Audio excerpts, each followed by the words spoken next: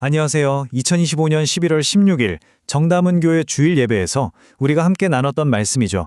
출애굽기 19장 하나님의 보물, 세상의 제사장이라는 제목의 말씀을 다시 한번 깊이 되새겨보는 시간입니다. 주일에 받았던 그 큰 은혜를 다시 한번 마음에 새기고 이 말씀을 통해 우리의 정체성을 다시 확인하면서 또 앞으로의 삶의 방향을 점검하는 그런 시간이 되면 좋겠습니다. 그럼 바로 시작해 볼까요? 혹시 성경 1독 다들 한 번쯤은 다짐해 보셨죠? 창세기부터 아주 힘차게 읽어 나가다가 많은 분들이 바로 이 지점, 출애굽기 후반부에서 레위기로 넘어가는 그 구간에서 좌절을 맛보곤 합니다. 갑자기 막 쏟아지는 율법 조항들, 제사법, 성막 짓는 법 읽다 보면 아니 이게 지금 나랑 무슨 상관이지 싶고 솔직히 좀 지루하게 느껴지기도 하잖아요. 네, 맞아요. 바로 그 어렵게 느껴지는 율법들이 시작되는 곳이 시내산입니다. 그래서 그런지 우리 머릿속에 시내산은 뭔가 율법, 명령, 제한 같은 딱딱하고 부담스러운 이미지로 남아있기 쉬운 것 같아요. 하지만요, 오늘 말씀을 다시 한번 들여다보면 시내산은 결코 그런 부담의 장소가 아니었습니다. 우리가 어쩌면 놓치고 있었던 시내산의 진짜 이야기가 있거든요. 자, 그래서 첫 번째로 우리가 한번 짚어볼 건데요. 우리가 시내산에 대해 가지고 있던 오해를 좀 풀고 그 진실이 뭔지 함께 마주해 보겠습니다. 먼저 시간적인 배경부터 한번 볼게요. 이스라엘 백성이 이집트를 탈출하고 나서 석 달 만에 시내 광야에 도착합니다. 그리고 정말 놀라운 건요.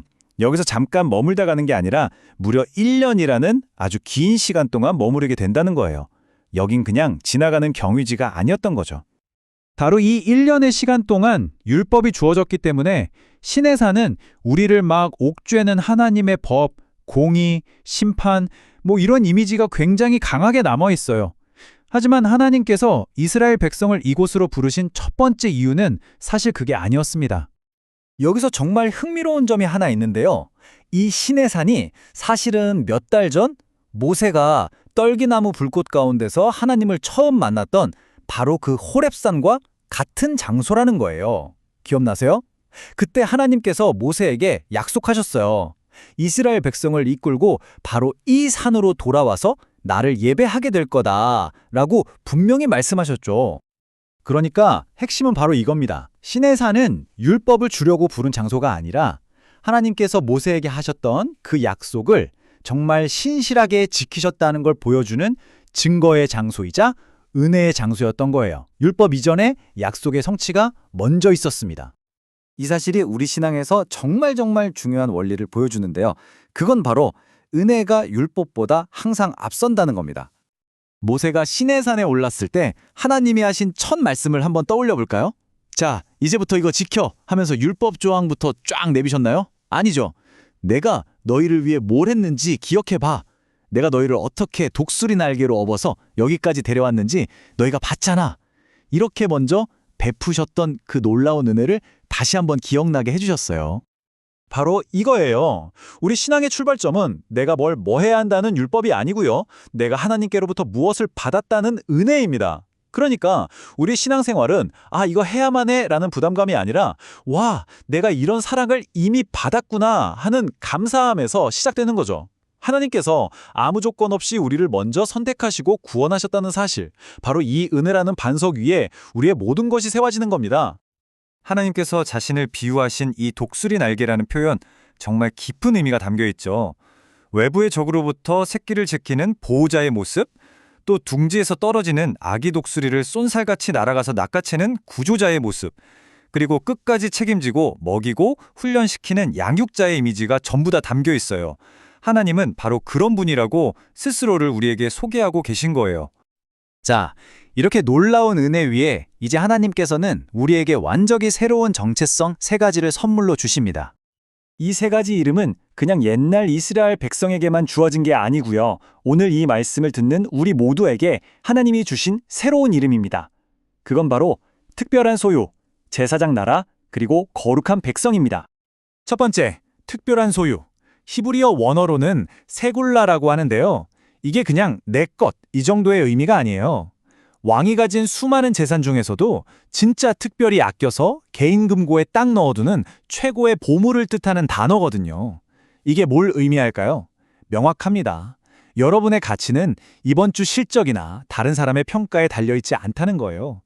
온 우주의 왕이신 하나님께서 우리를 당신의 새굴라로 삼으셨다는 그 변치 않는 선언에서 우리의 진짜 가치가 결정됩니다. 두 번째 정체성은 우리의 사명을 보여주는데요. 바로 제사장 나라입니다.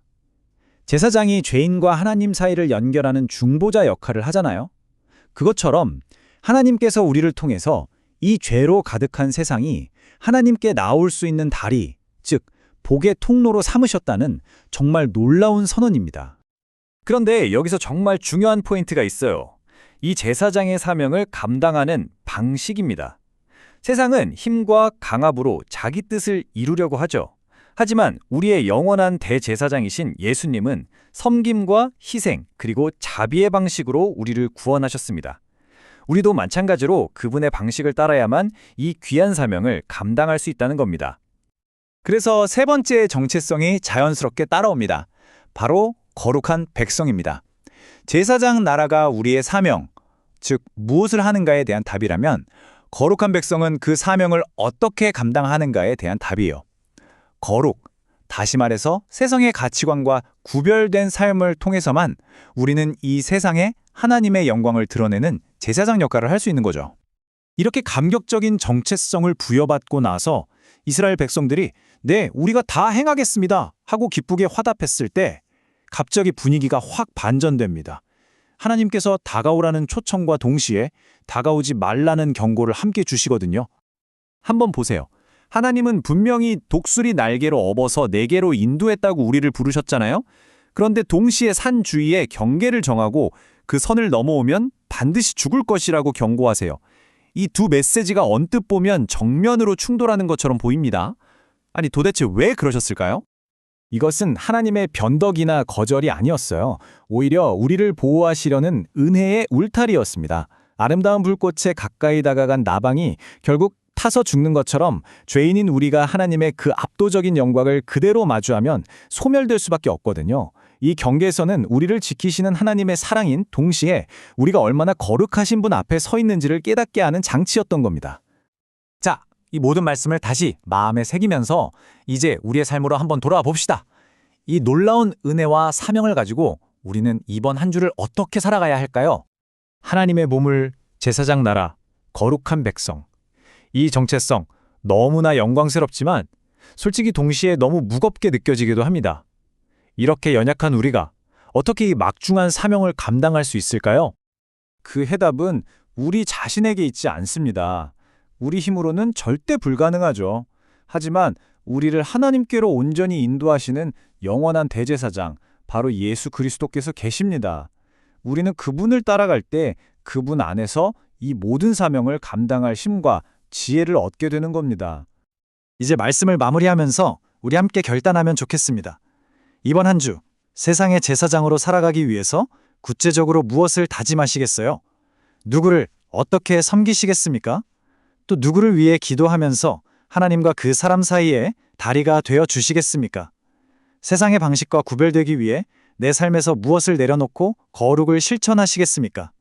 이 질문들을 가슴에 품고 이 사명을 짐이 아닌 영광으로 감당하는 복된 한 주 보내시기를 주님의 이름으로 축복합니다.